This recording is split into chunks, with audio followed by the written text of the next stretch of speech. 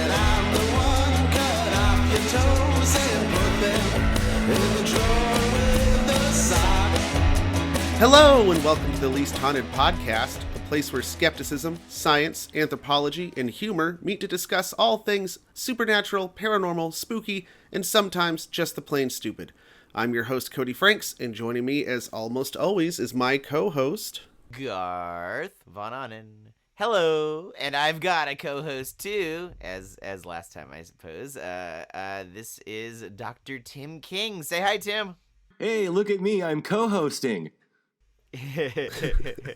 Welcome back. Look at me now, Ma. Hey, thanks. How am I doing so far? You're doing so great, man. We haven't seen you since our, which episode was that? Number 3? Well, he also did the Halloween special, but yeah. Oh, of course, but I mean as in this capacity as... Yeah, we're not doing it in person now, but we actually saw we saw each other in person like in February, I think, before everything went sideways. Yes. Yeah. That was sort of the last in-person gig. It really was. You were ahead of the curve. You knew what was up. You're like, this virus, man, and no one else was talking about it. Yeah, you gave us like a 20-minute lecture with visual aids and everything about COVID. And this was like in the middle of February. You're like, mark my words, it's gonna be terrible. Called it. Yeah. Yeah, you totally did. And like I say, it was back in early February, and like it was barely in the news at all. Like I hadn't even really heard about it till we visited you. Wow. We were already getting weird looks in the grocery store wearing N95 masks, and everybody was kind of like freaking out looking at us, and it was like, yeah, just wait, foolish mortals. You were ahead of the trend, yeah. Called it. Nailed it. Hey, happy holidays, you guys. Happy holidays. Same to you. So speaking of, what are we doing today? I think we're gonna be talking about the big holiday, Christmas. Yeah. You know, Chris, I actually give a lecture about Christmas to a few of my different classes. And the reason I do Christmas is not like, you know, to be just like enthusiastically Western or something like that. It's because Christmas is, I think, almost globally unavoidable. Like whether or not you celebrate Christmas, you are subjected to it. Yeah. True. I mean, think about it. Think about if you don't celebrate Christmas, think about how annoying the next 2 months are for people who don't. And even the people who do celebrate Christmas, no matter where you go, it's all Christmas music and Christmas decorations and crowded department stores. I really hope they aren't crowded this year. Oh, yeah. But Christmas is this unavoidable force of nature now that is slowly consuming the planet.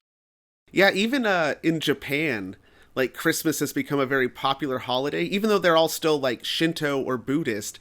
In fact, like almost all anime TV series will have a Christmas episode. Really? Wow. Yeah, it's bizarre that they are into Christmas because they're also into everything that's Western. It is a secular holiday. I mean, I didn't grow up religious myself, but we always celebrated Christmas. Christmas really is originally non-Christian, if you will. Yeah. The Christianity is a new arrival to Christmas. Fun fact, by the way, too. Apparently, Kentucky Fried Chicken got on the bandwagon and made buckets of KFC a Christmas tradition in Japan. Oh, wow. Something worth looking into. You pre-order your KFC Christmas bucket in Japan. Who would have thought, you know? Okay, what do you guys want to know? I'm just curious, when you say that Christmas precedes Jesus, I'm just very curious in what forms, and I was wondering if, I'm curious about a deep dive into the traditions and how all this came to be. It does seem like a hodgepodge of things that have developed over time, like traditions that have developed over time. I do know that a lot of the things that we associate with Christmas, at least in America or in the West, I do know that a lot of them like kind of come from the Germanic region, and they only caught on in the English-speaking world because of Prince Albert marrying Queen Victoria, and he was German. And so, like, he started practicing some of this stuff in the palace, and then it became trendy. So, like, this whole idea of the Victorian Christmas and Charles Dickens is also, like, all very German ideas that were being incorporated into British culture at the time.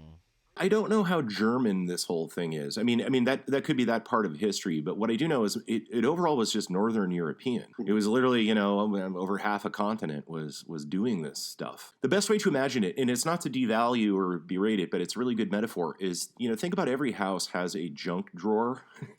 Yeah. Every household has a junk drawer where there's like a salt packet from Arby's. My household has about 25 junk drawers.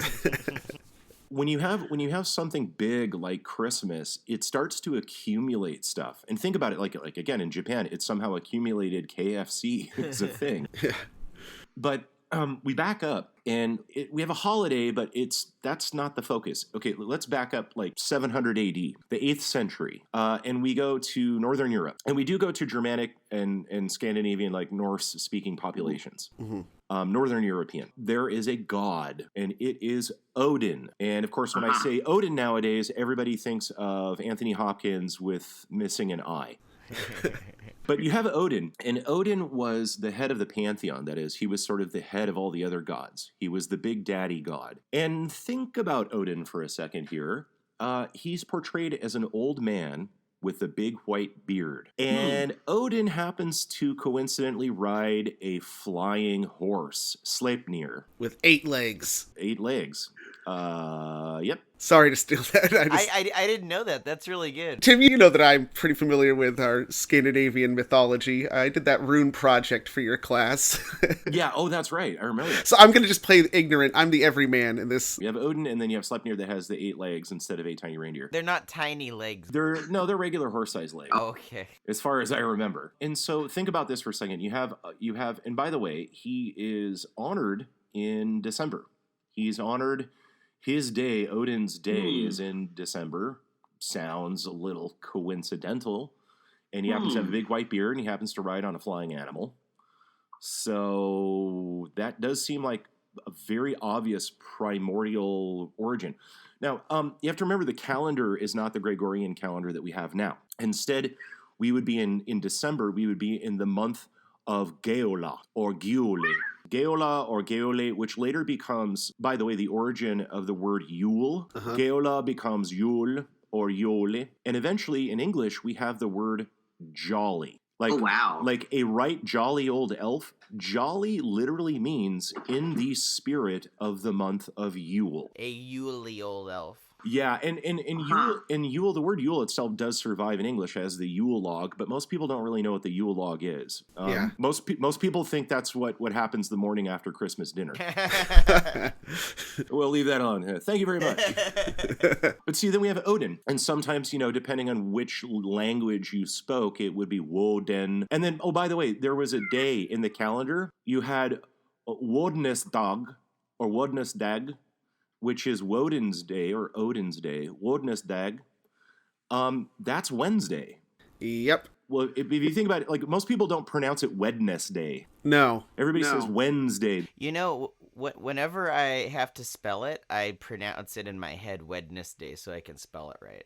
Right. There's that first D that everybody ignores now, but see that Wednes, that was originally Wodnes, as in Woden. Whoa! Oh, that's great. I love it. So that's the point, is that Odin is still hidden in there, is that the middle of the week, hump day, is Odin's day. Spoiler for American Gods. Anybody who just started reading that book, sorry. Well, it wasn't a spoiler until you said that. That's his introduction. He says, "Seeing as today is my day, you could call me Mr. Wednesday." Well, see, I knew that already, but I never thought about the etymology, I guess is the word, where the one word is the other. But yeah, it's right in there. It's Woden's Day. It's Odin's Day. Okay, so Odin, during the month of Yule, Odin was celebrated sometime in late December. Mind you, the month of Yule isn't the month of December. They didn't map on like that. It seems that Yule started about mid-December and ended mid-January as far as a calendrical month. Basically, in what would be our late December, there is a holiday for Odin every 9 years. You want to take a wild guess what they did to honor Odin in late December? I recuse myself because I know. Oh, okay. Dang it. Well, okay, Yule log. Nope. Okay. I was gonna guess setting something on fire. No. Okay. So if you were to go into any of these villages back, way back 1,300 years ago, you wouldn't find an altar to Odin. You wouldn't find a temple to Odin. You wouldn't find any sort of monuments to Odin. What you would find is every town, every little village had a tree of Odin. The trees were these sacred locations. So at the tree of Odin, animal sacrifices were hung from the tree. They would strangle animals. Oh, and male slaves and male prisoners of war sometimes. they would be strangled and hung from the tree of Odin as an offering to Odin.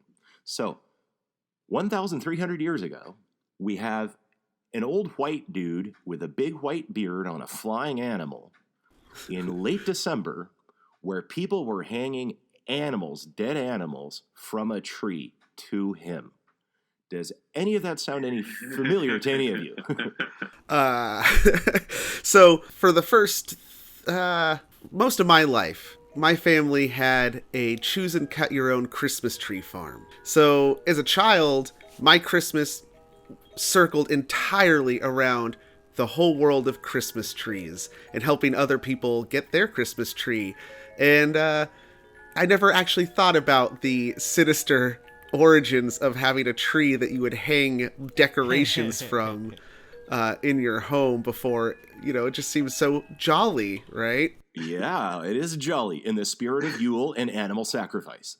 And beyond the horror of the original Christmas tree, it is equally amazing to me that so many of those elements come from the same tradition. See, I was expecting you were going to say, oh, the look of Santa comes from one place, the tree is from a whole other tradition, but really you're seeing a lot of Christmas all existing in this strange form, this original form, but still together back then. Wow.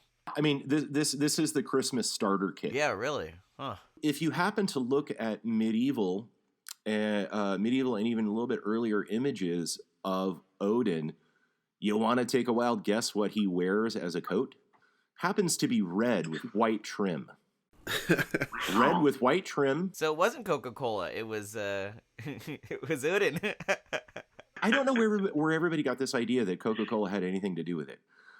He has a coat red with white trim, and Sleipnir is a white horse, which, by the way, in a lot of European nations, St. Nicholas arrives in early December on the back of a white horse. Oh, wow. Yeah, bam! Odin made it happen. Huh. Oh, I'm sorry. I just had a question.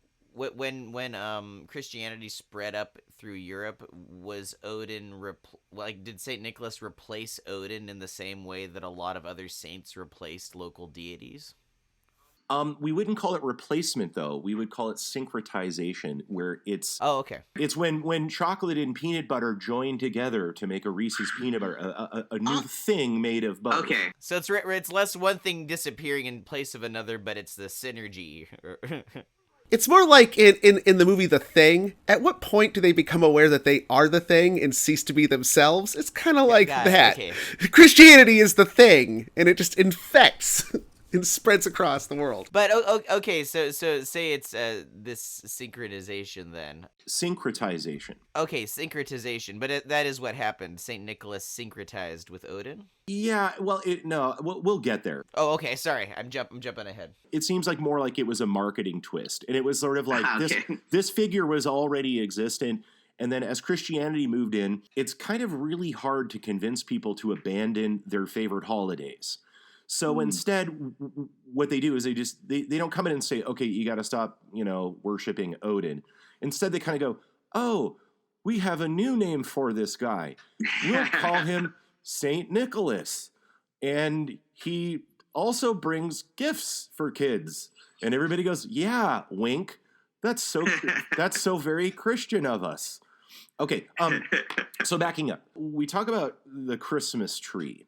The Christmas tree, it seems very likely the origins are coming from Odin worship, where it's the tree of Odin, and people are hanging animal sacrifices, things like goats in particular. I guess goats were common back then. And I mean, if we look through history of most of the West, goats are a real common offering. There's the scapegoat and the sacrificial lamb. Well, we've got sheep also, I guess. They're not as heavy as some bigger animals to haul up into a tree. Yeah, too. I guess hanging a cow from a tree is a little hard to do. Yeah, I'd rather hang like several goats than have to deal with a cow. Oh, crap. We have to hang a horse from the tree. Okay. The logistics. So in a thing that we would call sympathetic magic, the idea of doing something symbolically still counts.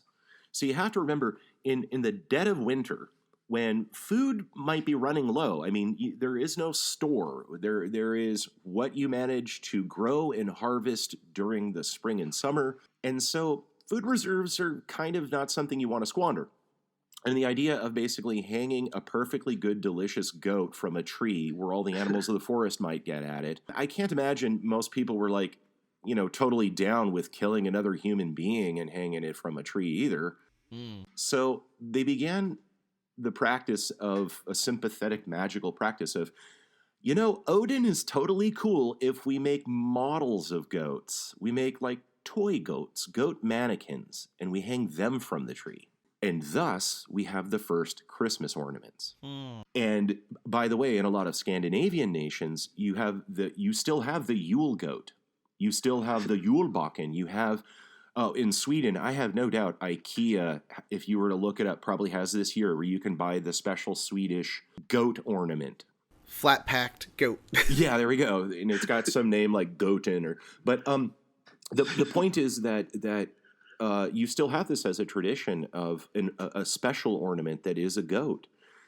This ornament is really old. This is something that is like, 1,300, 400 years old of the tradition of having some kind of goat you hang from a tree. And nowadays it's tradition. That's the funny thing is you ask people like, well, why do you do it? It's like, well, because it's what you do. And they don't realize the origin of this is, that's originally, historically, representing an animal sacrifice to the head of all the gods. Functionalism! What's that? Sorry. Oh, I'm a big proponent of functionalism. I think that you can figure out why people do just about anything if you go far enough back and find out what the original function of the activity was. And usually that function isn't applicable anymore, but we just do it out of tradition, like you were saying. It's just what we do. But at one point you're like, the function was we don't have to give up all that goat meat. I'm picturing this here, and I'm curious what it actually looked like whether what kinds of trees they would do this on. I imagine probably the biggest trees around with nice big boughs that could hold things. Ash and oak, I think, were traditionally associated with Odin. Okay, interesting. Sounds good to me. I mean, I wouldn't be surprised. So it wasn't your normal Christmas tree like a fir. It would be like more...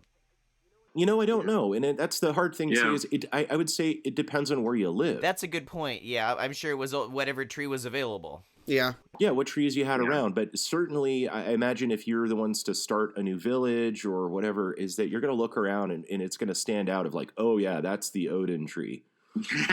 Oh, yeah, we're going to be hanging goats from that one. Those are some sturdy branches. That's the one. So interesting. The first recording we have of a Christmas, or at this time it would be a Yule tree, actually is the capital city of Tallinn of Estonia. The capital city of Estonia, Tallinn, in 1441. There's the recording of a tree in downtown in the town square, which still exists. I mean, the town square, the tree's long gone. And there was records that people were singing and dancing around this tree erected in the town hall square. And then they subsequently burned the tree. Oh, wow. So I don't know if that's an offering also, or that becomes the predecessor of what we then call the Yule log. So what we have, let's back up for a second. So what we have is we have a festival called Yule because it is the festival of the month of Yule. And the Yule festival is this midwinter festival. And you have to remember, we're in Northern Europe, and at a time where everybody is like a peasant farmer and the Yule festival serves a function. It serves a social function, if you think about it. You are living in Northern Europe up to your neck in freezing cold snow. This is now when you're getting hit the hardest and you're kind of reevaluating, hey, do we have enough, turnips to endure the rest of winter? Do we have enough goats to spare to eat for the rest of winter? Or are we going to be in trouble here? Somehow people decided, let's have a party, which is great because, think about the pandemic. We're kind of living in self-imposed isolation, and people are getting a taste of what it would have been like, where you are in 5-foot high snow. The nearest neighbor is like a mile away, and so how often are you like hanging out with everybody else? There's no social media, there's no communication, so you're living kind of isolated. Now's the time where everybody in the community needs to check in. So we have what we would call a surplus leveling device and an economic leveling device. That is, the richest people in the community are exchanging their wealth for, favor, for popularity, for honor, they decide they're going to have a party. They say, okay, everybody, we have a big frickin' living room.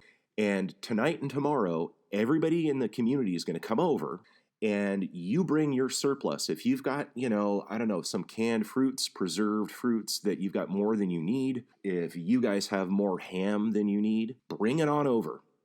And we're all going to basically pool our resources together, and we're going to make sure that everybody leaves well-fed, and also even kind of a gift exchange thing where everybody leaves with perhaps what they need. That's so cool. Like our household, we have apples or something, but for some reason we screwed up on preserving them, and we're out of fresh fruit for several months. And, vitamin C is kind of a necessary thing. You don't want to get scurvy over the winter.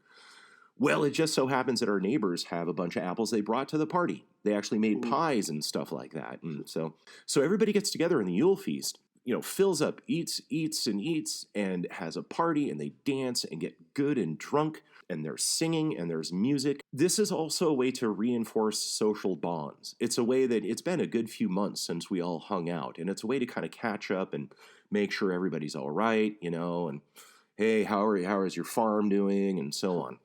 And another fun thing. So how long does the party last? This is where the Yule log comes into place. The Yule log could be anything from, a log to half a damn tree. And the Yule log is put in the fireplace. And hopefully, by the way, whoever's hosting the party has a big fireplace. Yeah. It's a log that you stick one end of it in the fireplace. It could be half a bloody tree trunk. You stick one end of it in the fireplace. As long as the Yule log is burning, the party goes on. And so that's also a way to tell when it's time to get the hell out. No one can dispute and say, no, the party's got to keep going. Hey, Yule log is gone. We all agreed. Go home, take your ham and pie with you, damn it. I wonder if that would also put you into some kind of societal pressure to procure bigger logs. Like, was there a competition? Like, who's got the bigger Yule log? Exactly. But see, that's it. It's a prestige thing for the households that had the surplus, that could afford to host a party. No doubt these are like a potluck. Bring what you can, bring what surplus you can afford to bring. However, at the end of the day, if you've ever hosted a holiday party, at the end of the day, you're really footing the bill for most of this stuff. Someone might bring a bottle of wine, but they end up drinking 3 before they leave. Yeah. So no doubt, as a prestige thing, you show up to a Yule party and, hey, it's a new household this year. So-and-so is hosting it this year. And you walk in, and in their fireplace is this half a damn tree. It's like, oh, yeah, this is going to be a party. This is going to be fantastic. Okay, another fun thing. So, this kind of time in these circumstances, it's, you're pretty isolated. And let's say you're single. It's a little hard to find a date to the prom, if you know what I'm talking about. There's something interesting statistically. If you look at the Northern Hemisphere and we look at the birth rate every month, like how many children in the Northern Hemisphere are born in July, born in March, there is one month that stands out in the Northern Hemisphere. And that month is September. There are more children born in September on average than the other average month. Do the math and count back from September. Oh, yeah. It ends up that a lot of people, find indoor activities. Yeah. That's another thing, is that these parties are also kind of a way for things like mate selection and, kind of just getting some action after being isolated for so very long. And, we also we haven't even touched on, we mentioned that it was a midwinter festival, but we didn't even touch on the whole solar calendar aspect of, that's the point when the days have been getting shorter and shorter and nights are longer, and then there's a certain, breaking point where now, it starts to go the other way. That's a good reason to celebrate. 'Cause you're we made it. We made it halfway through this bullshit. Yeah, but that's also at the time when you would, when the flags would be going up. That would be the time where it's oh fuck, we're halfway through this and we're out of ham. Yeah. We're in trouble. We've run out of butter. We're in trouble here. So, Tim, I had a question. So when I was a kid growing up, Yule log meant something slightly different, but I guess somewhat similar. My family's always used the term Yule log to mean, you have a fire going all day and you're ready to go to bed. You'll put one more big log on the fire and turn the dampers down a little while and let it kind of smolder and burn all night to let off a little bit of heat so that the fire doesn't go out completely. We call that an all-nighter in our house. See, we always called it a Yule log, but it was the same thing as an all-nighter for you. So I'm not sure why my family calls it a Yule log. I'll have to ask my dad about that. I've heard of other adaptations of the Yule log tradition where, in addition to being something like, like Tim said, you could put a whole tree in. There were some that I think later on iterations where it was just one big round that you would put in there to burn overnight. Keep the party somewhat short, I guess. Oh, okay, yeah. But it's funny because we'd always put the Yule log on, and that meant when the Yule log starts, the party's over, everybody's going to bed. So it's like the opposite in some ways, but also just to keep the fire going so that it doesn't get totally cold at night. Think about this. You're looking at an unbroken cultural tradition that goes back over 1,000 years. And here your family is sticking a log in the fire and calling it a Yule log. The fact that you're even doing that is astounding.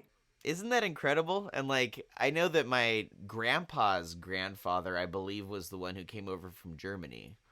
And he was probably doing the Yule log too. I'm pretty sure that's not like somebody picked that up from outside the family. Probably was an unbroken tradition going all the way back there. Also, there are a lot of cultures nowadays where the Yule log is a cake. Where it's a log. Oh, really? It's a log. It's a roll. We would call a roll cake, where it's spirally rolled. It looks like a log. Like a Hostess ho-ho? Like a big ho-ho. Another Santa connection. You can get them in some bakeries in the United States. They'll make them. And they look like a log. And they'll even put little edible, marzipan mushrooms and stuff growing on it. And it's a log cake. And that's also a Yule log. I guess you're eating it. Eat the log. You are the fire. Look, when this giant cake is gone, the party's over, guys. It's just I'm grateful that the Yule log has not turned into something hey, steer clear of the bathroom for 20 minutes. Dad left a Yule log. So Yule, the 4th century, we have something like Yuleis. By the 8th century, it's Geola. And then modern terms, we have Yule, not to be confused with the vape, Juul. So this holiday, it started with Odin worship, but, strangling perfectly edible goats and hanging them from a tree, and then all the birds get to it, and whatever, that quickly switched over to making symbolic offerings to Odin and hanging them from this particular tree. And then by the time we get to the 1400s, we see that this tree, for the city of Tallinn, at the time was probably a very large town in Estonia, they had just one big tree in the middle of town square, and they decorated it with ornaments, and then they set the sucker on fire. And this probably was what we're seeing where Yule logs may have come from, this tradition of then sort of still in full sacrificial form burning the thing that you're offering. But then there's also this practice of singing and dancing. In some areas, this feast switches modes. Instead of having the feast at someone's house, we do a traveling feast. Bad time for a bad play on words of a movable feast. You end up having the feast goes door to door. That you don't leave your house and go to someone's house with the Yule log. Instead, the party comes to you. And so we have the practice of wassailing. Well, I was going to say, here we come, a wassailing.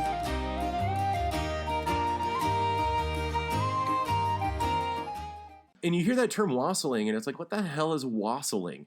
The only way I knew of the term wassailing is that one stupid Christmas song that you don't hear as much anymore. And what the hell is wassailing? Before we get into wassailing, we need to back up for a second, though. Wassailing may have actually come from a much earlier Yule tradition. There is a figure that occurred during this non-Christian midwinter feast, the Yule feast, the feast of the month of Yule. It appears the town comedian would dress up as a goat. Probably a reminder of the sacrificial goats or the goat ornaments that you hang from the tree. That, especially in Scandinavian areas, it was all about goat ornaments that were originally goat. So in this case, you have a dude who dresses up as this offering, This dude dresses up as a goat. And he's known as the Yule Bok or the Yule Bucket. It's the Yule Goat. And this guy would go door to door to the different Yule feasts. He would go door to door, and he would do performances, songs or poems or tricks, magic tricks. But he had the right, to demand food and drink from the household.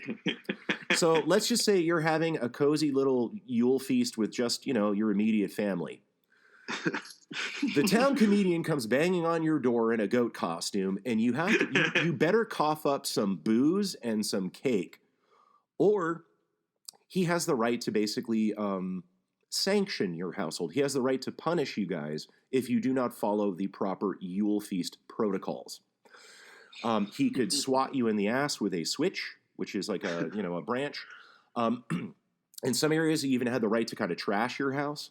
This is reminding me of another holiday. I know, and you know what? I have some news for you. It may have come from this.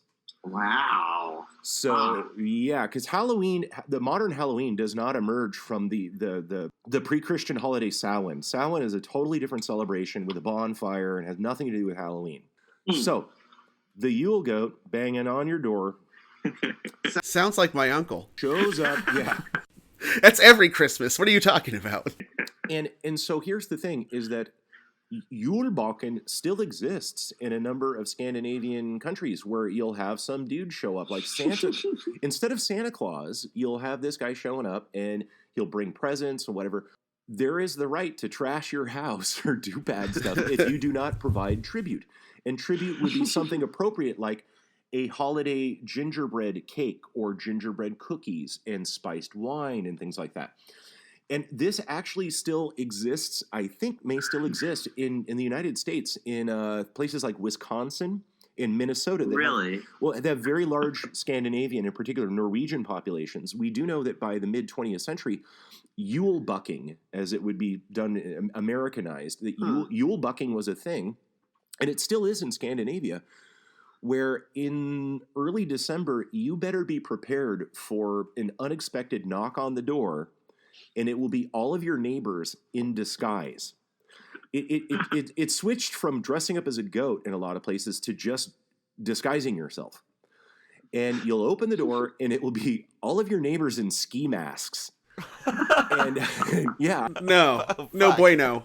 or in weird costumes where they'll just get like a pillowcase and cut eye holes out of it, and they'll sing songs and do performances. But if you do not have like cookies and punch and stuff ready, they have the right to trash your house. They have the right to punish you.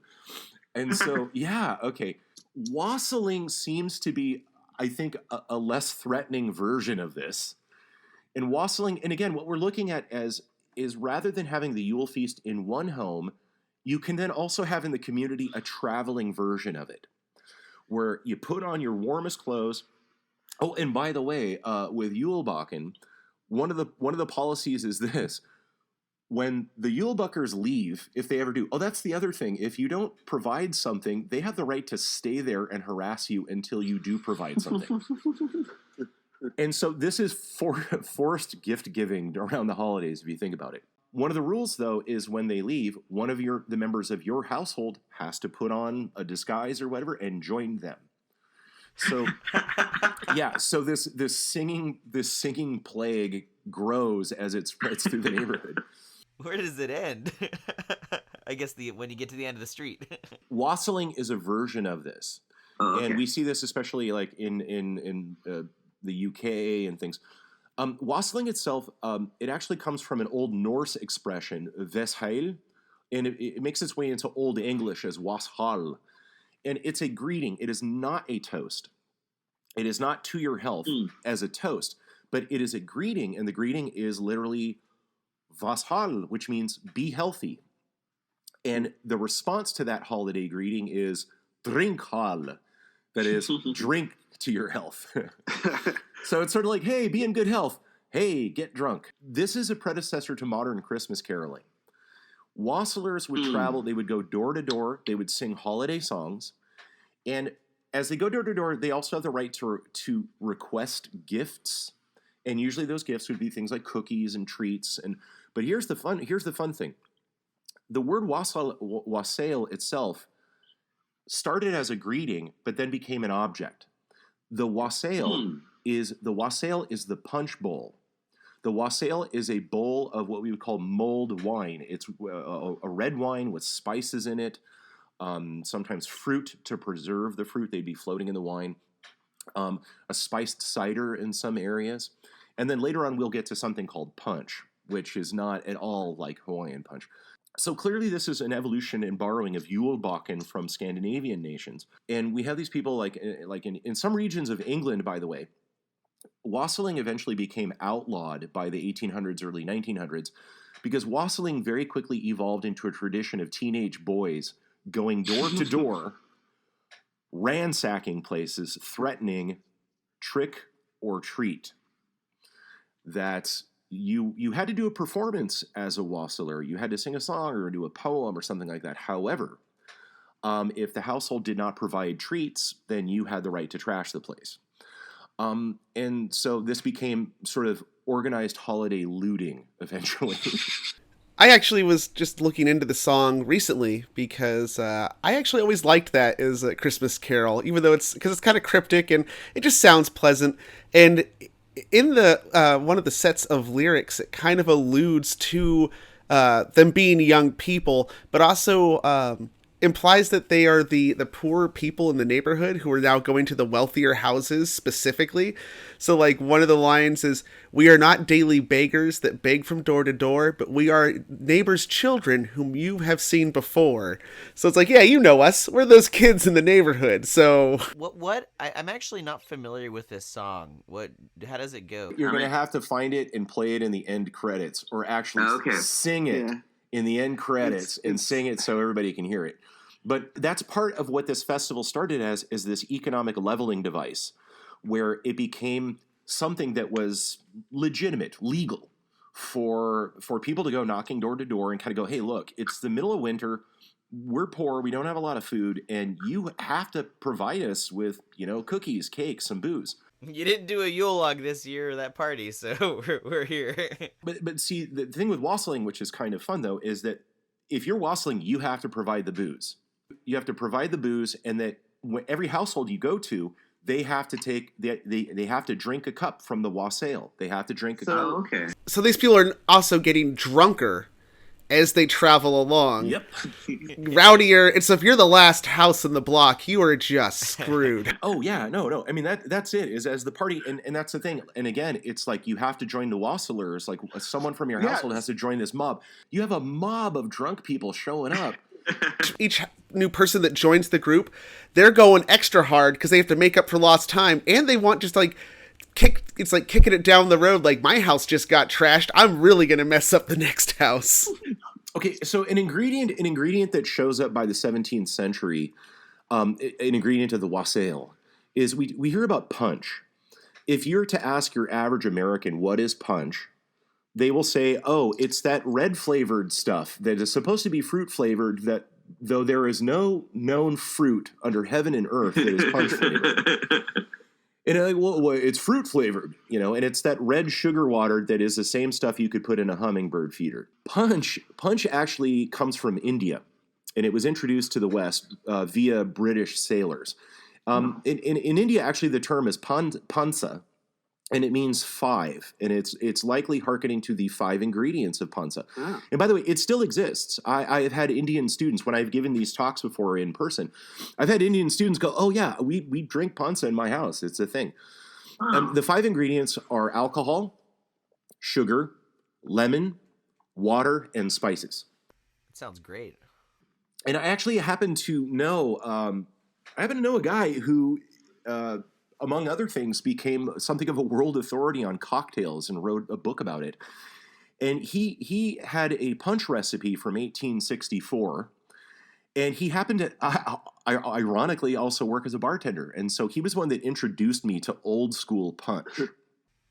I wonder what kind of alcohol they used. Well, it's now, by the 1800s, it's a rye or a bourbon. Okay, punch from 1864 I got a modified version of it because some of the ingredients are kind of hard to get these days.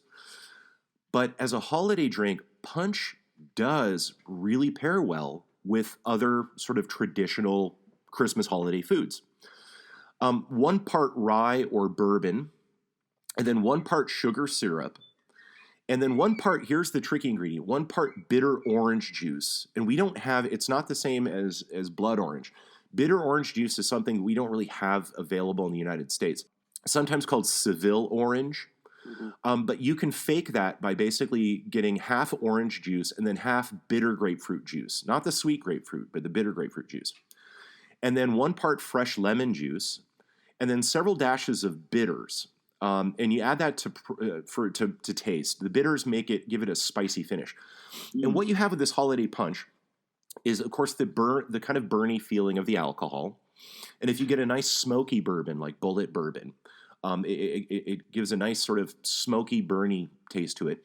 But then you have the sweetness of the sugar syrup and the sweetness of the orange juice. But then there's also this bitterness. And then you have the tartness and sourness of lemon juice. And then you have this spiciness that comes from the bitters as well. It's an incredible combination colliding at high speed all at once. When you have it with something like ham or gingerbread or these traditional things. Figgy pudding, yeah. Spotty dick. It all of a sudden, it makes perfect sense. You kind of realize, oh, yeah, I totally get this. This is like, and punch, by the way, is pretty strong stuff. It's actually a lot boozier than you might imagine. Hey, we just now provided a cocktail recipe along with all of this talk as well. Don't just spike the punch. Mix this together the right way. You'll really get a good balance. it tastes like Christmas. That's something that I had been in the practice of. Anytime friends would have holiday get-togethers, we would bring punch. We'd bring punch over and introduce our friends, and they'd be like, oh my God, this is amazing. And I have friends now that make it every Christmas because of introducing them, reintroducing it back into the culture of holiday punch. And it comes from India. It comes from Pansa.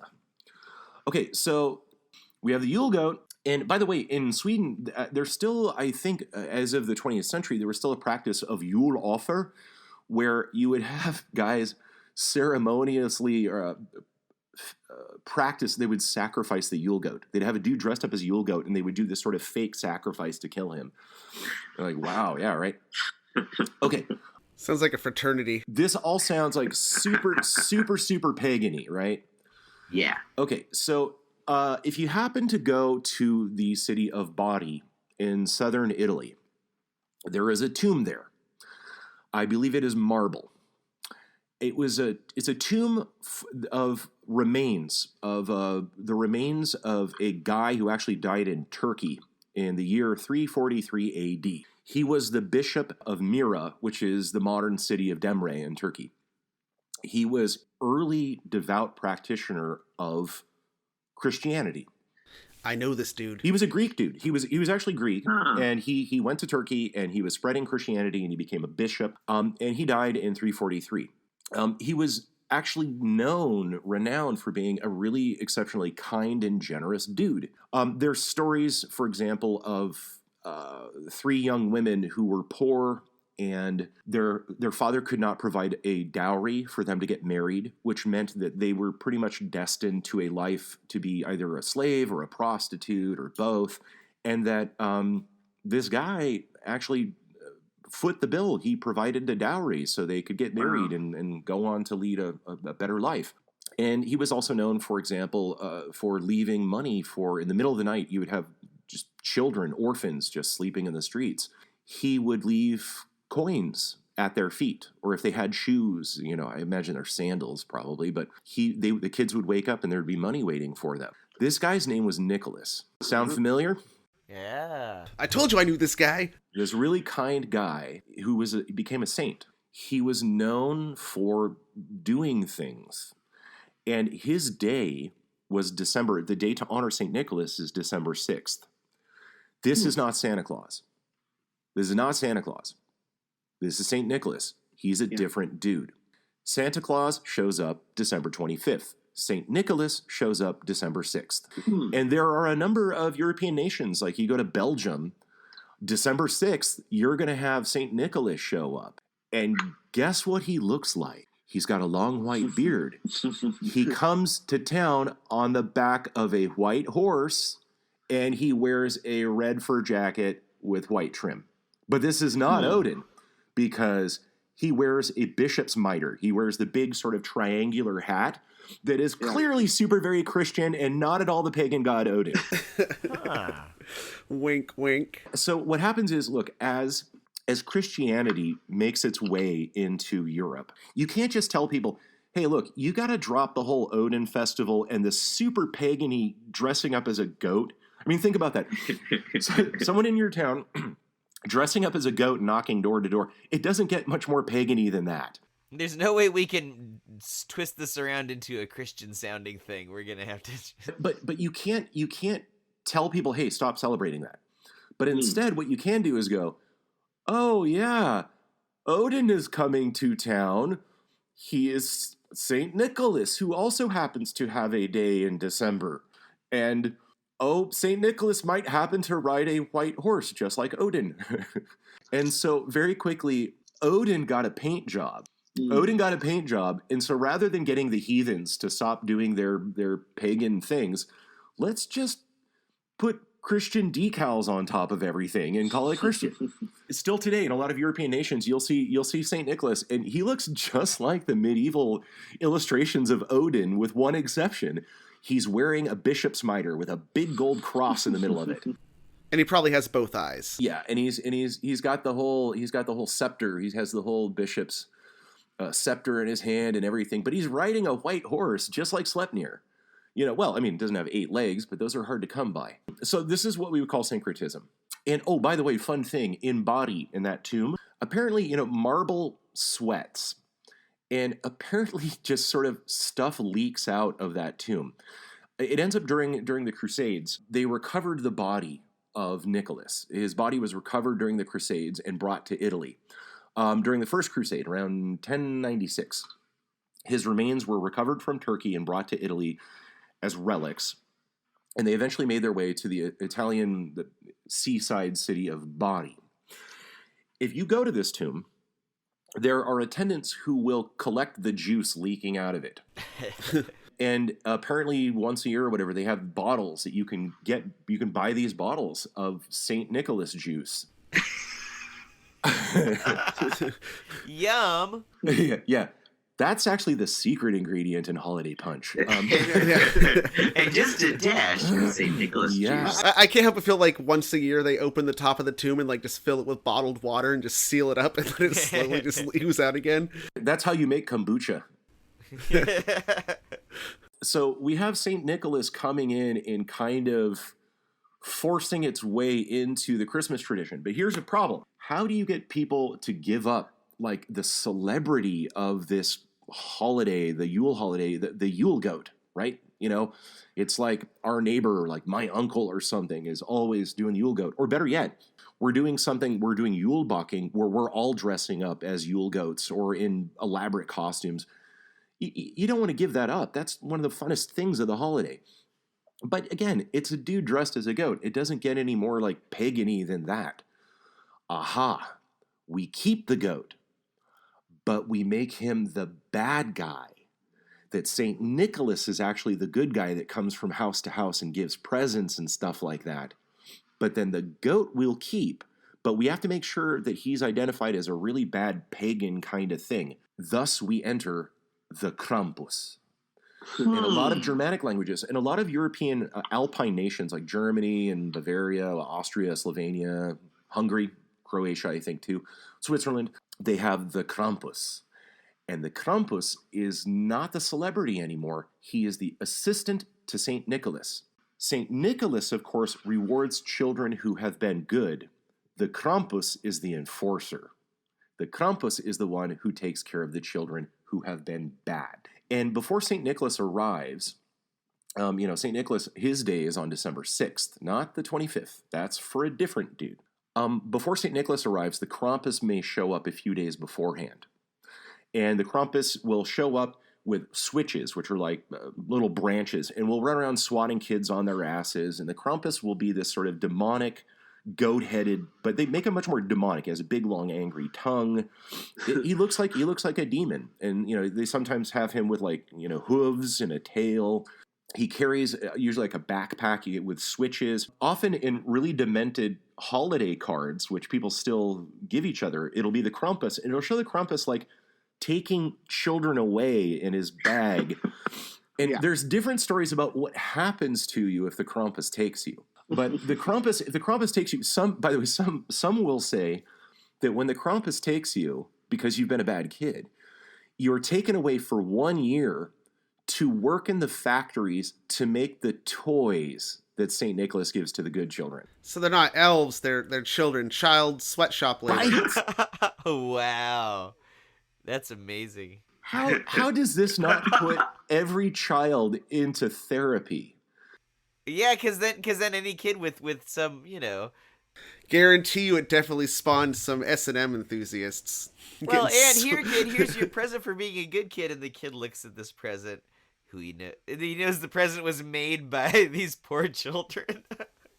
There's a handwritten note hidden inside the wooden train. It's like, please help me. The Krampus kept me for another year. And so the Krampus is the one that delivers coal to your stocking. Wait, real quick, the coal thing. I always thought that, if you're living in squalor and it's cold and you can't even afford coal, after all, in A Christmas Carol, there's a big deal made about the cost of coal going in the fire in the very beginning and how stingy Scrooge is with it. Wouldn't it be kind of a good thing to get some coal at that time of year that you could then burn and warm the house with? I think, I see the logic here, but imagine as you're a kid and Christmas Day arrives and you got something practical like socks. Hey, I ask for socks every year. Here's a little can of gasoline, kid. Have fun. Yeah, I was always a very practical kid. I actually would ask for clothes. There's a lot of symbolism. There's a lot of symbolism there, and I wouldn't be surprised if originally it wasn't something like coal, but it was a turd. Pile of goat shit. But it could be even a symbolic thing of the fires of hell, and this is a lump of coal from the demonic forces. That's how black your soul is. All I know is if you're a kid and you're kind of hoping to wake up and there might be chocolate or something nice and instead it's coal, that's a good disappointment. So yeah, the Krampus has different manifestations. There's some areas where he's called Black Peter, like Schwarze Piet. And actually, in the Netherlands. I was afraid you were going to bring up the Netherlands. It gets pretty racist up there. Cringe. In the Netherlands, basically around the 19th century, the Krampus takes on a different turn because we now have this figure who is the servant of St. Nicholas. So instead, it transforms into a Moorish slave, a page boy. That is to say, the Krampus becomes a black slave, a porter, and is usually portrayed in sort of what they interpreted as Eastern clothing. You might have the ridiculous curly tipped shoes and things like that and a turban. There's still some problems in the Netherlands because we would presume they're very progressive. However, in the holidays, you have St. Nicholas showing up, and looking just like Odin on a white horse, but he's wearing a bishop's mitre. But then you have these dudes in blackface. Yeah. White dudes in blackface showing up, waving at the kids. There have been some retroactive narratives about this where they kind of well, no, he's black because he goes down the chimney and gets, soot on him. Sure. And he's not a slave, he's his friend. Yeah, you're like, no, that's not. And I think there's some areas where they tried to go with Blue Peter, and That's like a Smurf. That's better. Yeah, that's going the right direction, I think. Honestly, I would have more respect if they just kind of went old school and just switched it to the Krampus and got rid of the Schwarze Piet. Yeah, it seems like quite a step away because it's not like he's also dressed as the Krampus. It's just a Racial caricature. yeah, it's just a racial caricature. It's not a goat or anything. But now it's tradition. It's just 21st century, guys. Come on. Yeah, it's possible that this form of the now dethroned Yule Goat that becomes now the bad guy, and that we have a human form of it in the form of just an outright slave. This might actually be the origin of the American Christmas elves. And somehow, as it made its way to the UK and the United States, we kind of distanced ourselves from the idea of having horrific, heatheny, pagany, demonic-looking things. and went more with a human-looking thing, and clearly borrowed from Scandinavian lore about the Nisse or Tomte, who are like gnomes. In English, when we talk about a garden gnome, we're actually talking about what would be called a Nisse or a Tomte. The invisible people. But let's pause for a second, because there is a whole other character emerges sometime in the 1600s. However, I have evidence, by the way, this is unpublished. Your audience will be the first to learn about this. Oh, whoa. I have evidence that this character may be as old as the 1300s. And this character we would call Father Christmas. Father Christmas is not Santa Claus. Father Christmas is not Saint Nicholas. Father Christmas is this own thing. He's the guy that you demand gives you the money. We said, Father Christmas, give us some money. Don't mess around with those silly toys. Father Christmas does not give gifts. Father Christmas is not associated with children. Father Christmas is not associated with a Krampus or anything like that. Father Christmas is this own dude. By the 1600s, early 1600s, he becomes the personification of the Yule feast, or Christmas feast now. That's the other thing is we have this Yule feast, and it's like, no, that's way too pagany. We're a Christian now. It will be called the Christmas feast. Is he kind of like the inspiration then for the Ghost of Christmas Present? Yes, it is the Ghost of Christmas Present. Okay. The Ghost of Christmas Present is this big dude with a Right. wreath of holly around his head, and he's carrying a torch. He's carrying the damn Yule log. And he's often with like a punch bowl, and he's wearing a green robe. So Father Christmas is often portrayed with a crown of holly. He is often portrayed wearing green. He is often portrayed carrying the Yule log on his back. He'll carry the Yule log and the Wassail, a punch bowl. And sometimes they'll show him as like a little elfy kind of guy on the back of a goat. It's still a little bit of a wink and a nod to older Yule traditions.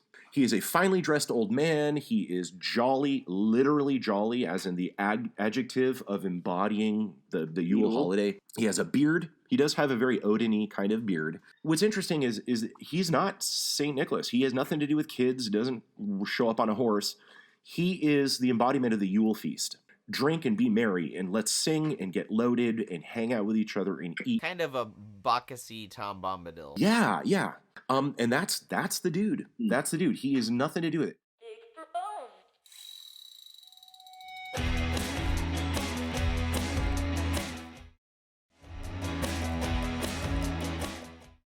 There's a good chance that Father Christmas actually is the Yule Goat, but kind of dressed up in a non-pagan-y kind of way. And the fact that he's Father Christmas, not Father Yule or something like that. Although there are a number of languages where he still is like Father Yule. But not Father Goat. Like, I do know in Finno-Ugric languages, like Estonian, he's Jouluvane, which means old Yule man.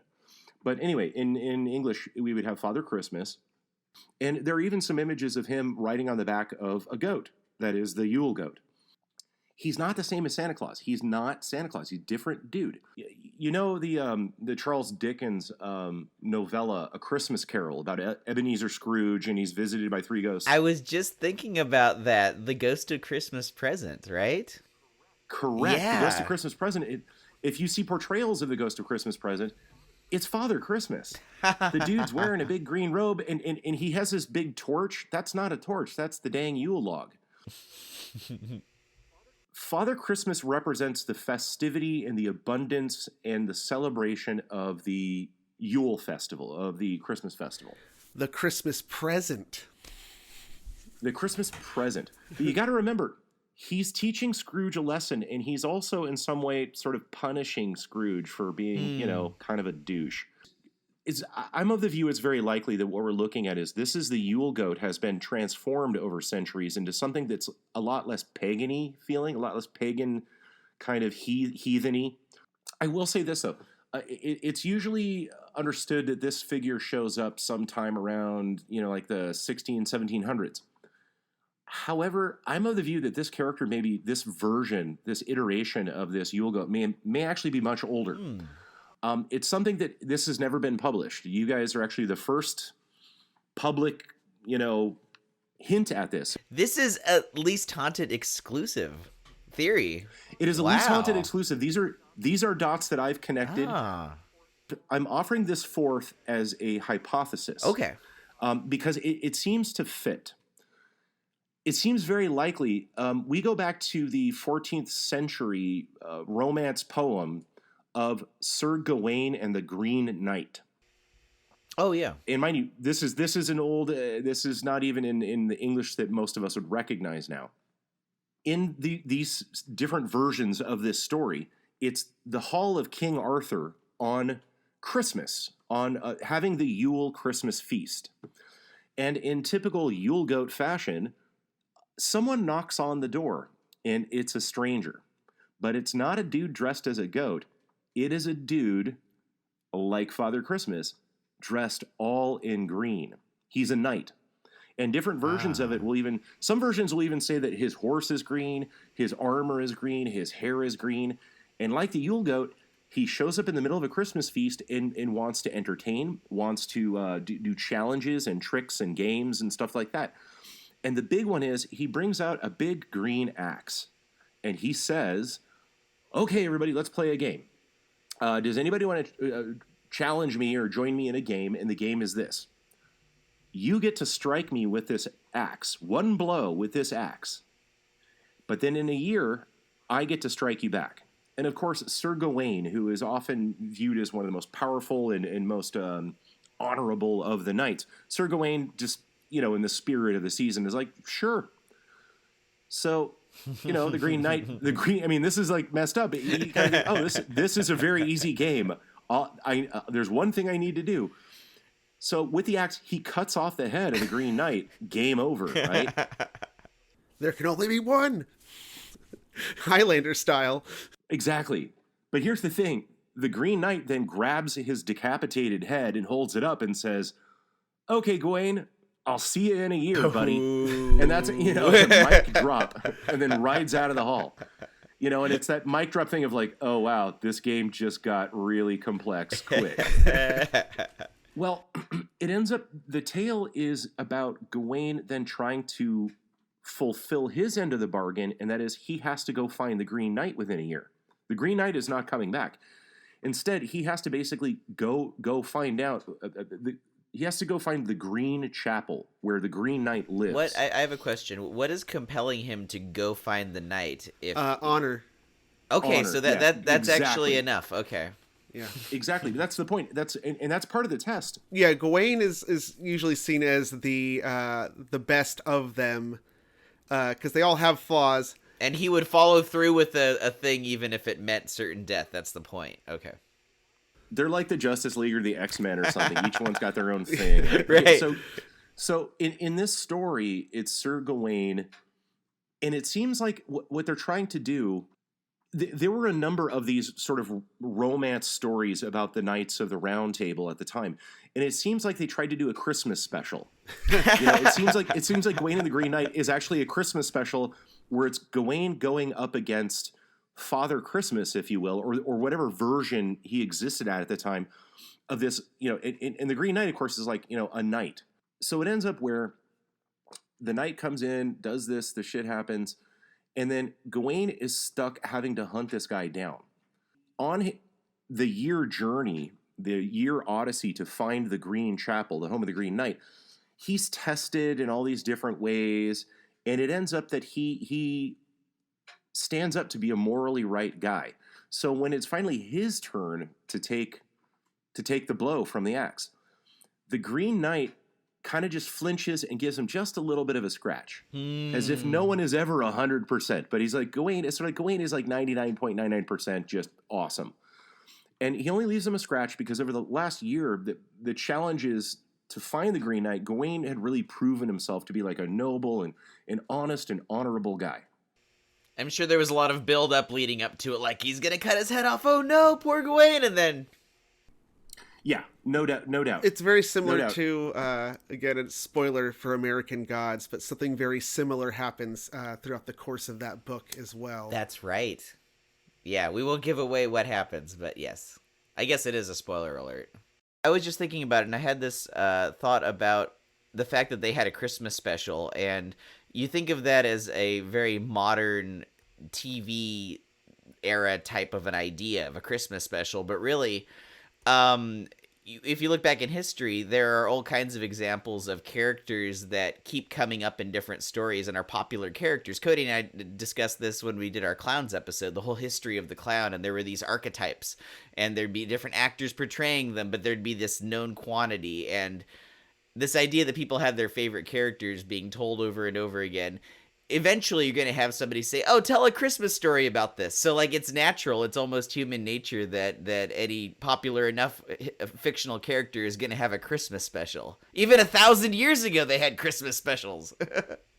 It's like people wondering about what happens to their favorite characters in between Right. TV episodes, like what's going on. And so back there, like, yeah, what happened between then? And like, I don't know, I'll make it up and tell the story. You know, it's probably a traveling But, you know, minstrel it's or like, something like that. it's the season. Oh, tell a Christmas-themed version of these characters. Yeah. It's just No, a thought I exactly. had. Everybody has their favorite genre, their favorite set of stories, but then there's also these characters of their everyday life that they want to see be part of that universe. Right. Yes, exactly. You know, and so there's a point where, you know, God forbid, 500 years, 1,000 years from now, we're going to have this whole epic about Batman, and it's going to be that everything we know right now is all tied together like the epic of Gilgamesh of ancient Mesopotamia, but it's going to be the epic of Batman, and all these, you know, future populations will learn about Christmas because of the Batman Christmas special. You know. Yeah, no, I don't know that that's even a bad future. You said God forbid, but that sounds, I can see that happening. That sounds nice. There was several years ago, there was a play that was done in like a limited run, and it was a play in 3 acts set around the idea of the apocalypse, and each act was a different amount of time after the apocalypse, where people are gathering around a fire, and one of them is telling the story of the Simpsons episode when Mr. Burns blocks out the sun.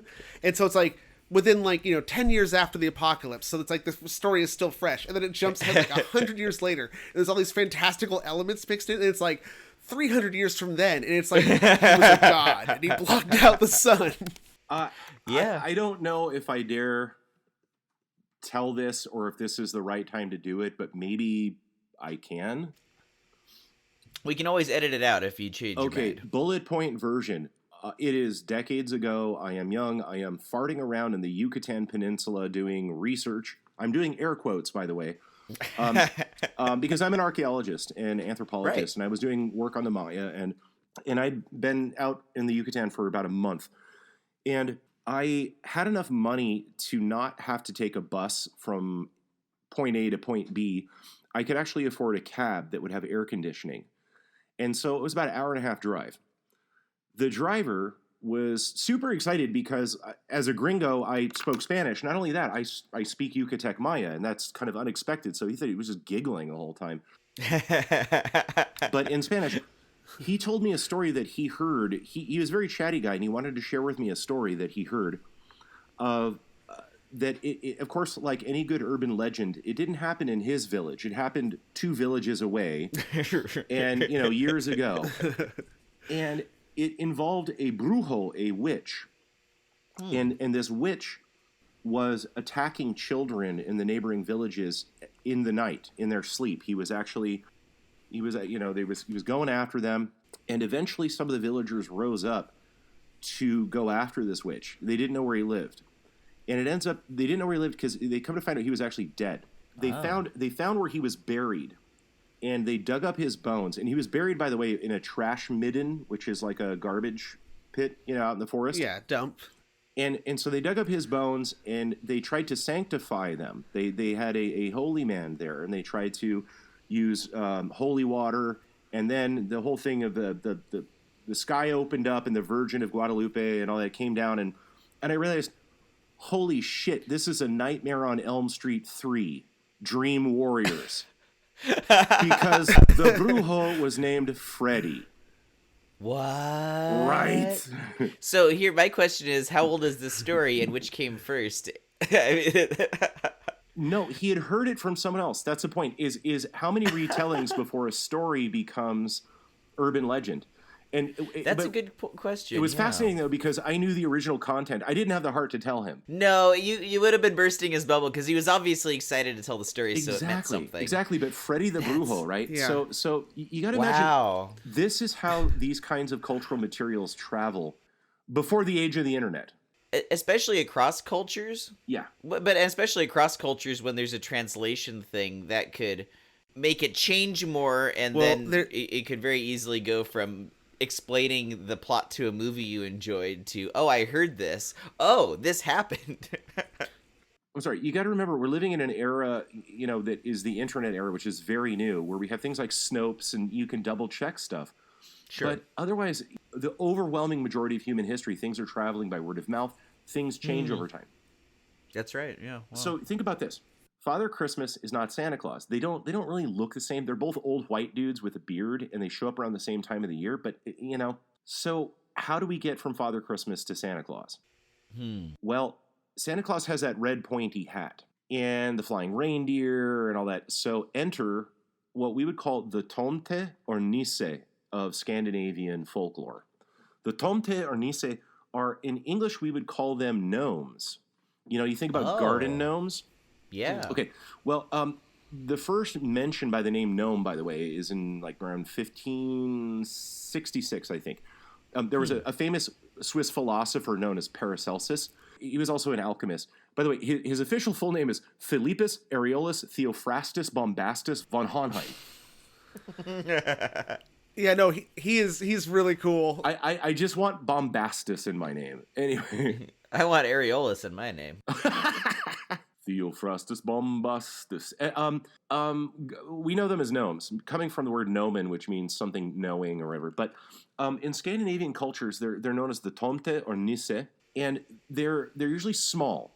And you got to remember early descriptions of the modern Santa Claus. He's described as a right jolly old elf. That he's not described as a very big guy. He's got to be small enough that he can fit in your chimney. Right. Yeah. And you think about the modern garden gnome. The tomte or nisse have been, although they're all over Scandinavia, they were likely originally from Norway. You got to remember that they're kind of like little elf-like characters with pointy hats, and they are actually like protector characters. They, for example, if you own a farm, which everybody did, not that long ago, if you had to leave the farm, the tomte or nisse would make sure to protect the farm while you're gone. They would protect the children of the farm. Bing, St. Nicholas alarm going off there. Yeah. And on Christmas Eve, there's actually a tradition even now on Christmas Eve of leaving offerings for the tomte or nisse. You'd leave a bowl of porridge for them. Milk and cookies. I honestly would be pissed if someone left me a bowl of porridge, but, if you go back a few hundred years ago, that was a big thing. Porridge was a delicacy back in the day. Or, hey, it's free food. Come on.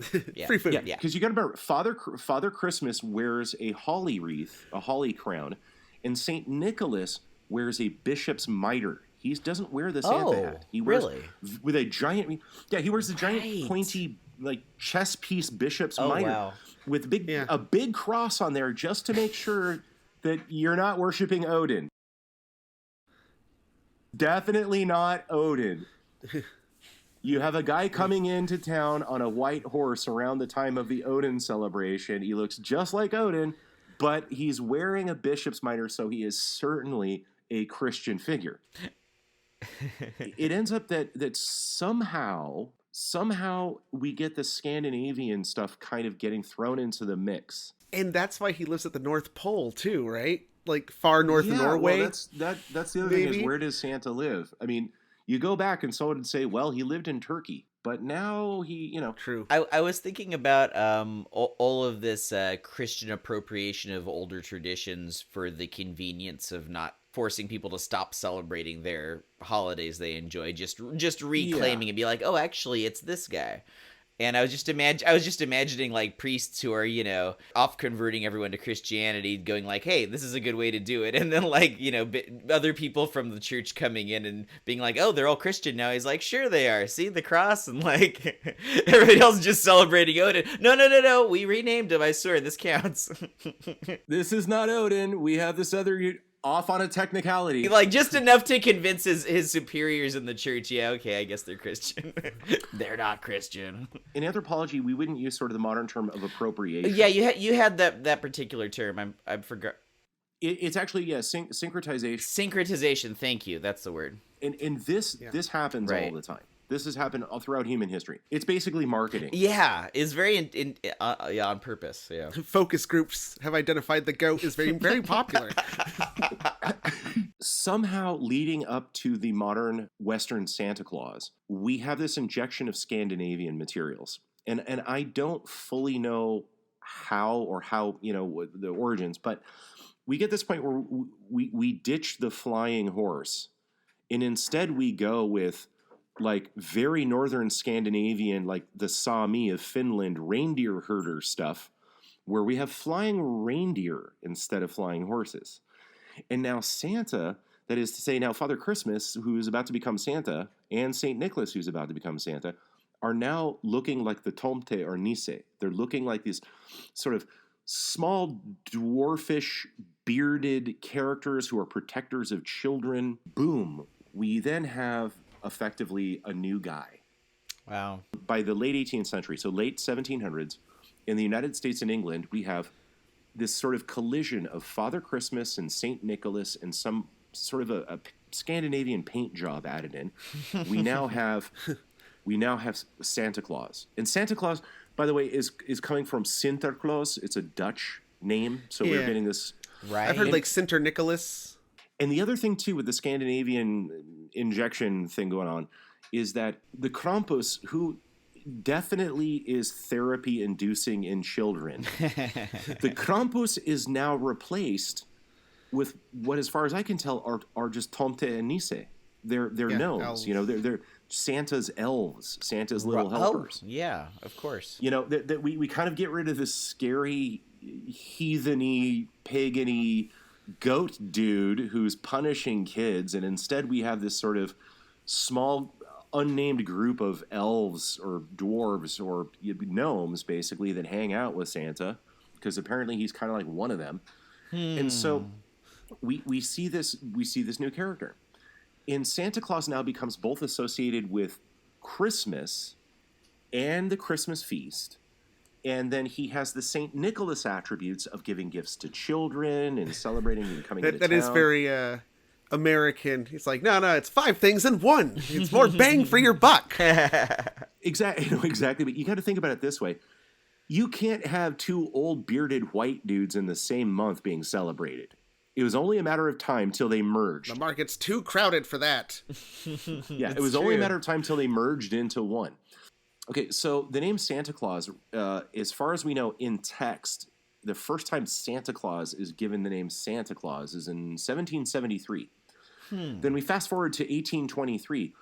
The writer Clement Clark Moore had published a newspaper poem called A Visit from St. Nicholas. He did this anonymously, by the way, at the time. We now know this poem as The Night Before Christmas. That was 1823. 1823. 1823. Clement okay. Clark Moore. And we know it as The Night Before Christmas, when all through the house not a creature was stirring, not even a mouse, blah, blah, blah. Okay. Yeah. A big bowl of jelly. Yes. We all I have never known anybody... I've never known anybody who can recite the whole thing from start to finish. Oh, however, I could try, but I wouldn't be able to. Yeah. This becomes the first official formalization, first official formal statement of what Santa Claus is. Like naming his reindeer.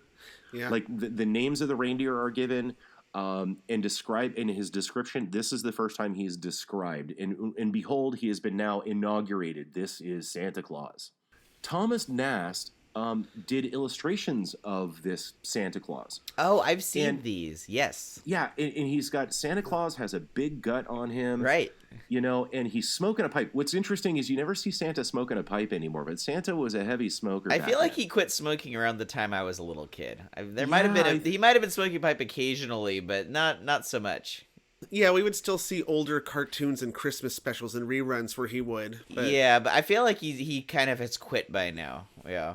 I wouldn't be surprised if a lot of versions of The Night Before Christmas have omitted or replaced the phrases where talking about the smoke, circling his head like a wreath, Oh, that would be a shame.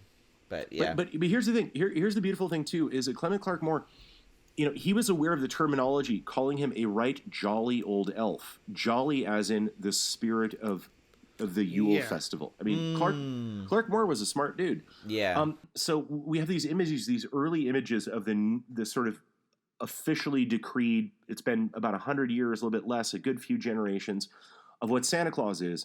And it's this guy, He's wearing like a red coat, the coat of Odin, the coat of Saint Nicholas. He's got the red pointy hat, like the Tomte, the Nisse. He's adopted sort of these gnome or elven-like traits. But he also has little sprigs of holly around. But the earlier portrayals, they also show him with all kinds of toys just coming out of his pockets. He'll have a big sack of toys, but then he just has toys coming out of him like a store. He's a piñata. Exactly. He is. He's like a giant piñata that you don't even need to hit him with a stick. He just needs to trip, and toys will come flying out of him. Get him! And all of this before Coca-Cola, as we mentioned earlier. Everybody likes to say Coca-Cola invented the modern Santa. Well, just about all the pieces were in place a good 80 years before that, I think. So I think Coca-Cola just realized, like, hey, this dude has the same paint job as our cans, and he's in the public domain. We should do a holiday tie-in. I remember being a kid and when I found out that Rudolph the Red-Nosed Reindeer was created for, I think, like the Montgomery Ward catalog in 1937. Was that actually the case? Yeah, and so I was like, and then the song came a few years later, but he was the mascot for that year's edition of the catalog for Christmas. And so when I found that out, though, as a kid, I was like, I do not acknowledge Rudolph. He is apocryphal. He is not real. But none of them are real. They were all made up by some dude. I love though that in your mind as a child, Cody, you're like, that's a false. That's not a real reindeer. That was made up. Yeah, you are not real. No, that's the thing is that what we've been beholding for at least a decade, if not more, is trying to add on to this story. And the way to do it is through kind of capitalizing. Let's write a children's book about a new addition to this story. We're actually, I have beheld in my lifetime new additions to this entire epic, Oh, really? Yeah, well, I mean, you think, okay, Americans are really susceptible to all kinds of clever marketing and crazy whatever. I only learned about the elf on the shelf a good few years ago because I don't have kids. Yeah. And I was like, right, what the hell's the elf on the shelf? Like, no, you're not part of this story. Yeah, you're not real. Well, get out of here. Correct me if I'm wrong, but the elf on the shelf is like total Orwellian fucked upness. Well, that's the thing. It's kind of creepy. It's sort of basically telling your kids, you're being watched, and here is the symbol of the observer. Oh, man, I want to see some Soviet-style propaganda of Santa Claus, like, all in silhouette and, like, like Stalin. And you are being watched. He knows if you've been sleeping, and he knows if you're awake. He's a communist. He knows you're sleeping, knows you're awake. He wears red. He lives up in the North Pole where it's cold. He takes all the fruit of his labor and redistributes it. As Arlo Guthrie said, Santa Claus has a red suit. He's a communist. And a beard and long hair must be a pacifist. What's in the pipe that he's smoking? So that was something I also thought of when I was a kid too. I was like, wait, he like you thought Santa was a communist? Yeah, because I was like, he takes the fruit of the elves' labor and then redistributes it to all the deserving people. No wonder I turned out to be a socialist. No. If you think about it, it's basically that all the bad children are abducted by the Krampus to work in factories to make stuff for the good kids. Yeah. That doesn't sound more capitalistic than anything I've ever heard. Yeah. Okay, guys.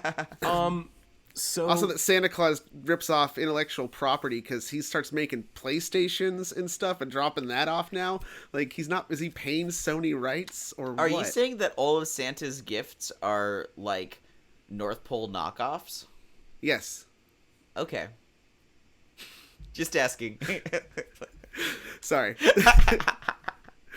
All right, Tim? Well, there we go. Here we are. This is Santa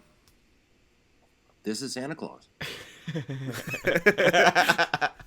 Yeah, they had to give him a wife at a certain point. Like all these additions that have come up. And something that I just thought of, the analogy of the Yule Goat becoming the Krampus as a villain and then somehow getting reworked into as like a friend of Santa Claus.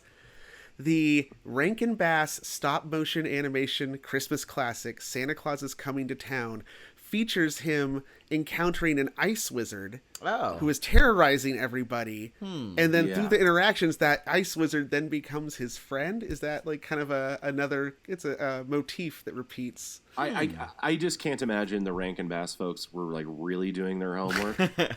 No, I just think don't know. it's a weird circumstance that like maybe it's this archetype in our head. Like, no, Santa Claus, he changes everybody's minds. He makes everybody good. Yeah, I think your best heroes don't defeat the bad guy. They actually get the bad guy on their side.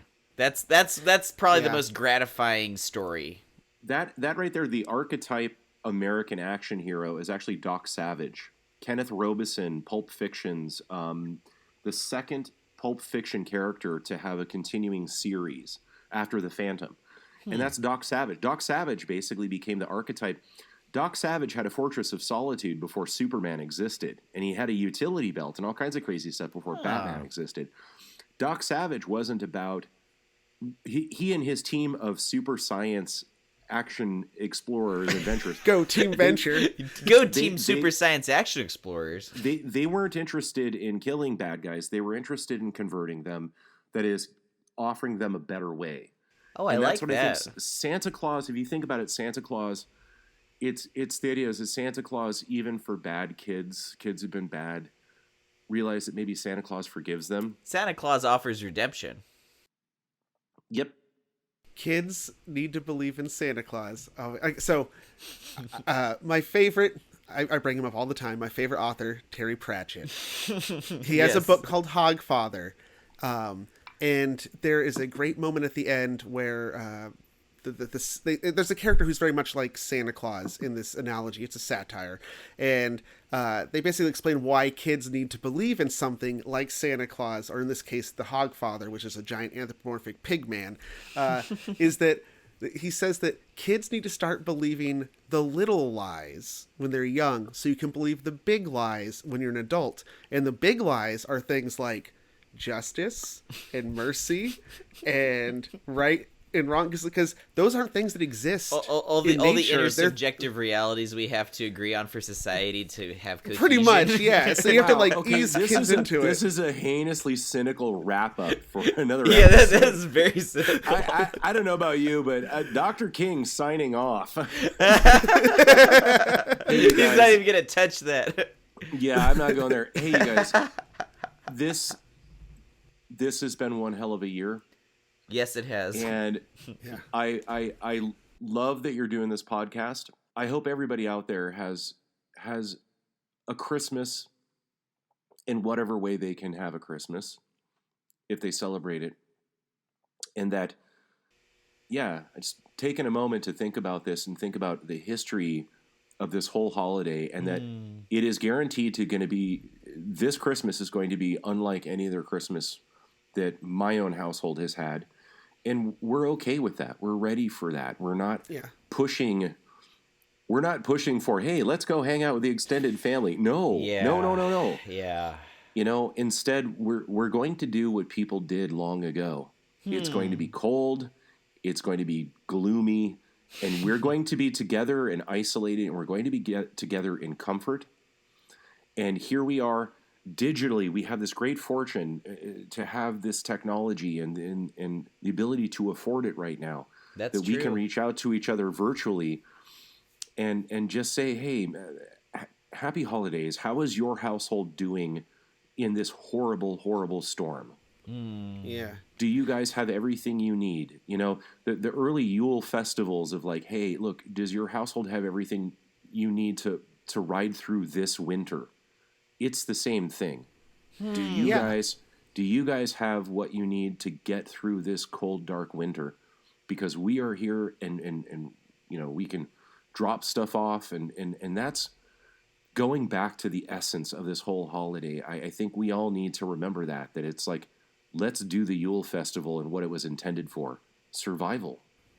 Yeah, like I was that a thinking lot, that yeah. there's going to be new traditions formed this Christmas and holiday season for a lot of people because things are so drastically different. But also the old ones that you can do safely, even like simple things like, having your Christmas tree or, making a specific meal. But certain things that like when you do these traditions, you are like connected through this like thread of time thousands of years back to everybody who did that act at like the similar time of the year. It's some kind of like, I'm not, I'm a skeptic. I'm not a spiritual person. I believe in humans and I'm a humanist.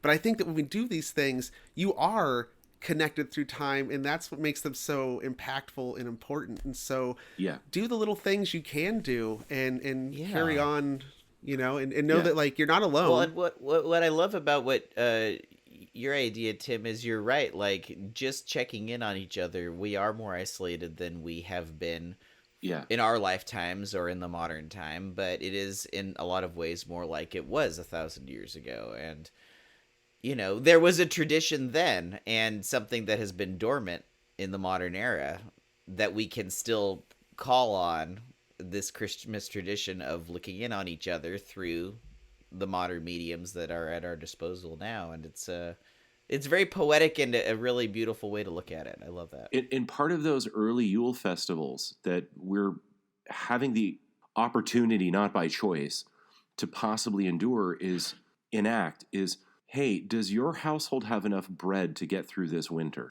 Those early Christmas gifts weren't Xboxes and stuff like that. Those early Christmas gifts were, are you guys getting scurvy? Do you need fruit preserves? And that's why I know with my household and Cody's household, we've dropped stuff off for each other. That is, we do not come in contact. We are zero contact. Yeah, you guys have been very, very careful. But there's those moments where it's like, hey, we kind of need something. What does your household need? Yep. And we will do these exchanges.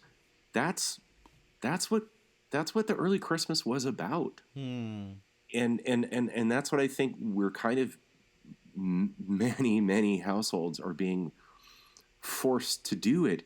Well, we're rediscovering it. Yeah. Yeah, no, that's a good way of putting it. I don't think they need to look at it as something like, oh my God, we're not certain of our food this month. I don't think they need to look at it as like Christmas this year is a failure. It's like, no, you're living the original Christmas celebrations, the original Yule celebrations. And that was like, hey, what do you guys need to get through metaphorically this winter, this cold, dark winter? I want to say that, being part of your ecosystem and you guys being part of my household's ecosystem, I really want to thank you. And I really am grateful to be able to do this with you guys of, hey, do you guys need anything? We've got some extra batteries. Alessandra just made 2 more loaves of bread in our wood-fired bread oven. Is your household running out of bread? I am set on bread. Anyway, I want to wish you guys and all of our listeners here, have a very good Merry Christmas and be safe. Thanks, Tim. You too, and thank you. I'm glad to be part of the loop too. It's we're all forming our little close-knit communities, whether through brief seeing each other from far away outside or more often over the phone or Zoom. And it's good to maintain these social ties when we're this isolated. And it's good to know that we have each other's backs and we're looking out for each other. I think it's really important. And it's, we're all very, either in a material way or in a, like an emotional way, very isolated and in need of certain things. And it's nice that we can rely on each other. Like, you can take friends for granted when you can see anybody at any time, but in times like this, it's good to know. You know who your friends are. Yeah. I get by with a little help from my friends. That's right. And with that, I wish you all a very Merry Christmas. Dr. King signing off. Merry Christmas. See you, Tim. Merry Christmas. Love it. To all our listeners, Merry Christmas and Happy Holidays to all of you. And remember, until next time, the only thing that's haunted is you. Mr. Claus sneaks in your house at night. He must be a dope fiend to put you uptight. Why do police guys beat on these guys? Say goodbye.